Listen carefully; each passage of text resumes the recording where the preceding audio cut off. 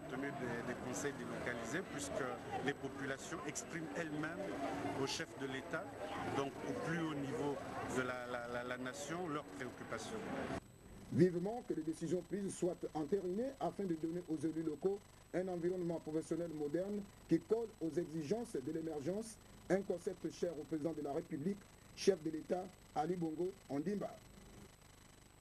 Autre activité du ministre de la Défense, Pacome Rufin Nzunga à France B dans le Haut-Tougoué, sa rencontre avec le monde scolaire. Nous y reviendrons au cours de nos prochaines éditions d'information. Je vous l'ai dit, sur décision du président de la République, chef de l'État, Ali Bongo Ondimba, le site du pont Lomba à Ovendo, occupé anarchiquement par des hors-la-loi depuis quelques années, subit depuis 2 jours un aménagement express dans la perspective de la Cannes 2012. Le site va abriter dans quelques mois près de 300 logements modernes destinés aux invités de marque.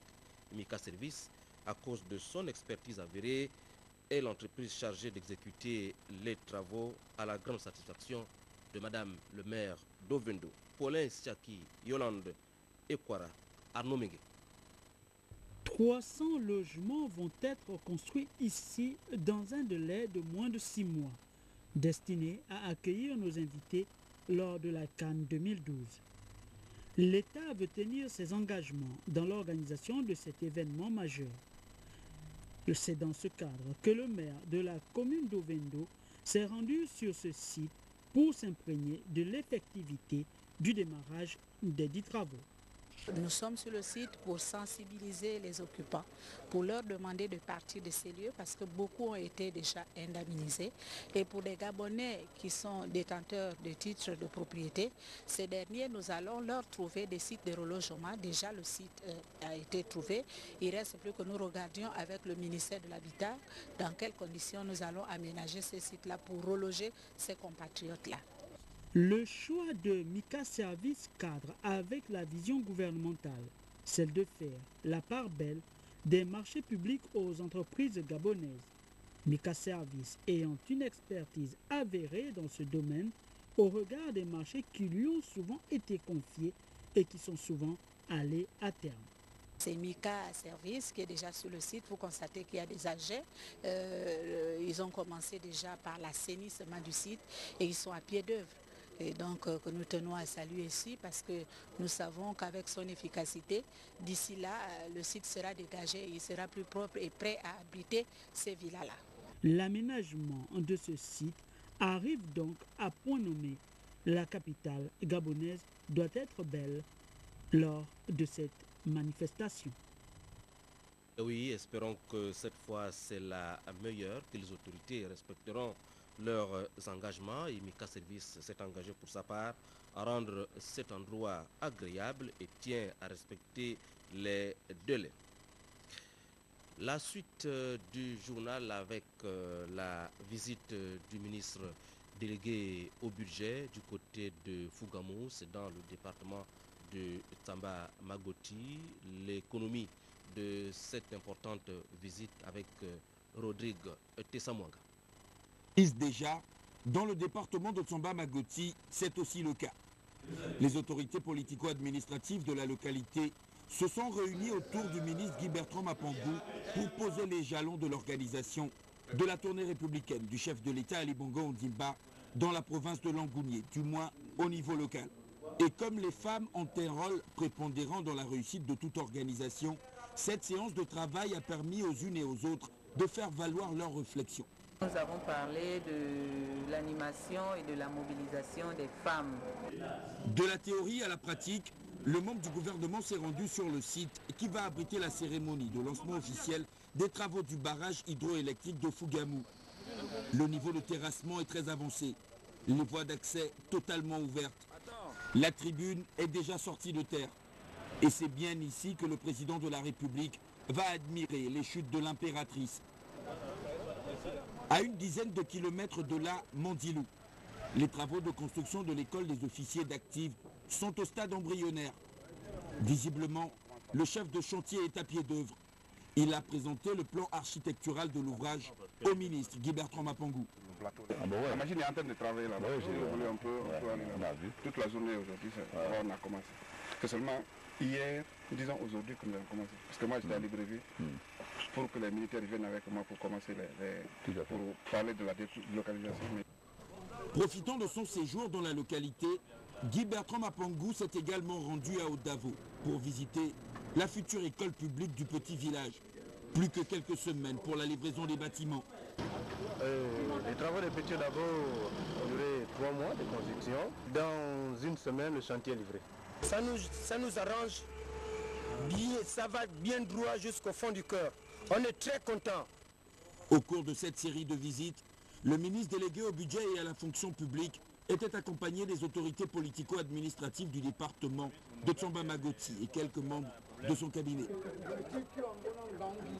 Notons que ces visites qu'entreprennent les ministres et hauts cadres de la province de Langounié précèdent le Conseil des ministres délocalisé prévu très prochainement dans cette partie sud de notre pays et justement dans le cadre du Conseil des ministres délocalisé dans la Ngounié et soucieux de la réussite totale du séjour de M. le Président de la République, chef de l'État, son Excellence Ali Bongo Ndimba à Mimongo, la jeunesse du département de Logoulou est conviée à une réunion de concertation générale samedi 11 juin à 15 h à la salle d'écoute de Cosmo Park face à la station.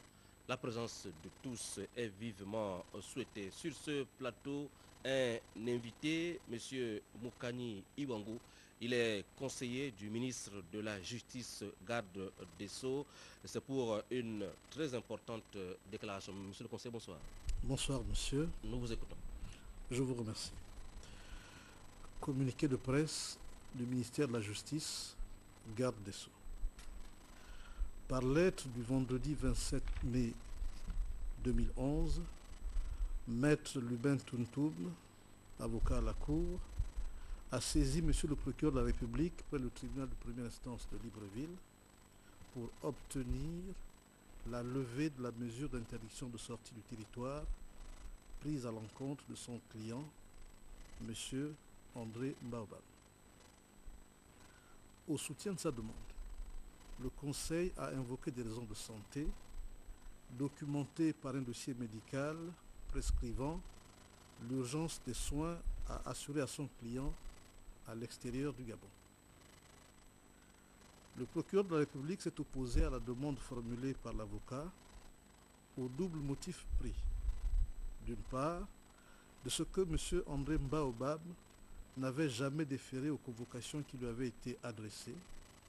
D'autre part, que ce rapport n'émanait pas d'une structure médicale agréée par les juridictions. Depuis le 7 juin 2011, le rapport initialement présenté par M. André Mbaobab a été confirmé par un établissement médical de référence, toute chose qui a conduit Madame le ministre de la Justice, garde des Sceaux, à instruire le procureur général près la Cour d'appel judiciaire de Libreville à l'effet de lever la mesure d'interdiction de sortie du territoire par respect des droits de la personne humaine. Prenant l'opinion nationale et internationale à témoin sur la portée réelle de la mesure prise en toute responsabilité, le ministre de la Justice, garde des Sceaux, relève que l'acte d'allègement décidé ne vise pas à soustraire M. André Mbaobab de l'enquête en cours, la justice se réservant le droit de recourir en cas de besoin aux conventions internationales de coopération et d'entraide judiciaire pour la suite de la procédure suivie contre lui. Ida Reteno Assonoué, ministre de la Justice, je vous remercie. C'est nous qui vous remercions, monsieur le conseiller. Le président du Sénat porte à la connaissance de mesdames et messieurs les sénateurs que le programme des travaux législatifs est fixé comme suit. Vendredi, demain, 10 juin, commission des lois, des affaires administratives, 9h30, audition de monsieur le ministre des Relations avec le Parlement, les institutions constitutionnelles, l'intégration régionale chargée des droits de l'homme et du NEPAD sur les textes ci-après, ordonnance du 27 janvier 2011 modifiant certaines dispositions et complétant l'ordonnance d'août 1998 portant régime de pension de retraite des anciens membres de la Cour constitutionnelle et l'ordonnance du 27 janvier 2011 modifiant certaines dispositions de la loi organique du 26 septembre 1991 sur la Cour constitutionnelle, des audiences qui ont lieu à la salle Jean-Hilaire Obam.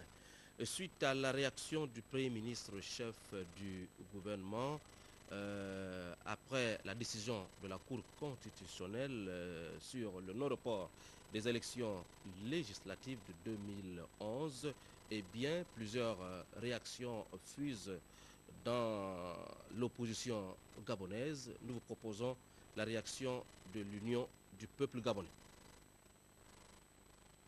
Des énonciations de la décision de la Cour, l'on relève la légèreté avec laquelle le gouvernement s'est précipité à saisir la haute juridiction, parfaitement conscient au préalable qu'il lui revenait de promulguer la loi sur la protection des données à caractère personnel, de modifier la loi 7/96 du 12 mars 1996 en ce qui concerne les dispositions relatives à l'inscription sur la liste électorale et la permanence du fichier électoral, de mettre en place un cahier des charges définissant l'ensemble des opérations de la biométrie ainsi que les modalités de leur mise en œuvre, de mettre en place un chronogramme déterminant le calendrier de réalisation de toutes les opérations. Devant la volonté délibérée du gouvernement de différer malicieusement à l'infini les conditions nécessaires à la réalisation de la transparence électorale au Gabon, l'Union du peuple gabonais interpelle le président de la République en tant que clé de voûte des institutions pour qu'il prenne toutes ses responsabilités devant la nation. Dans cet esprit, il revient pour conserver l'autorité et le prestige attachés à sa fonction et confirmer définitivement sa volonté à réaliser la transparence électorale au Gabon, de démettre immédiatement le gouvernement pour avoir délibérément choisi de le désavouer devant l'opinion nationale et internationale. Dans les prochains jours, l'UPG se réserve le droit d'engager toutes les actions nécessaires pour réaliser l'application effective du consensus sur la biométrie. L'UPG réitère sa disponibilité pour apporter sa contribution à l'application de la biométrie dès les prochaines élections. Demain, d'autres réactions des partis politiques. Le camarade René Ndemezo Obiang, membre du comité permanent du bureau politique du PDG élu de la commune de Bitam, poursuivra demain vendredi 10 juin au dimanche 12 la tournée de rencontres avec les populations de cette localité. Le calendrier de cette troisième étape est le suivant. Demain 10 juin, 14h quartier Bibénié, 16h quartier Missel, 18h quartier Mélène. Samedi 11 juin, 9h quartier Bitam 1, 17h quartier Mbafan. Dimanche 12 juin, 14h quartier Est Aoussa, 18h quartier Mimbang et Sandon. À cet effet, tous les membres du Conseil national des fédérations A, B et C, ceux du comité central et tous les sympathisants résidant dans les quartiers concernés sont invités à prendre part aux côtés des responsables des structures de base du parti à cette importante tournée. Et puis, les parlementaires de Logoulou, Raymond Mondjo Boussiengui, Centurion Ngoma Madungu et François Nzondo Nzuba confient les cadres notables, jeunes et femmes du département de Logoulou résidant à Libreville à prendre part à la réunion qu'il préside demain 10 juin dans l'une des salles du palais du Sénat, 6 au boulevard Triomphal, au Marc Bongo Ndiba, à partir de 16h30. Le rassemblement pour le Gabon, le RPG organise du 10 au 12 juin les premières journées d'amitié du RPG au siège national du parti et à la mairie du 6e arrondissement de Libreville. Cet événement